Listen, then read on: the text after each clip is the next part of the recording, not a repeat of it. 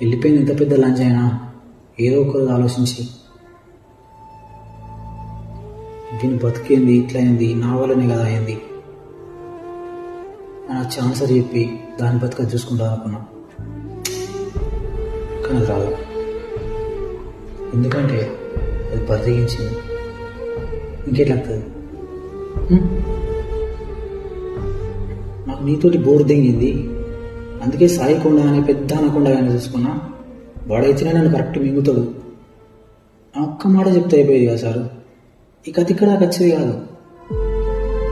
వీనికేంది చెప్పేది? ముందైతే సాయితో లేచిపోవాలి. ఏమైనా జరిగితే చూసుకోవడానికి డాక్టర్ డాడీ ఉన్నాడు, పోలీస్ బాగున్నాడు, మేనేజ్ చేయడానికి హైదరాబాద్ అవుతున్నది. కానీ నాకేం భయం? ఏడిచి ఏదో ఒకరుగా ఆడేసేస్తాడు.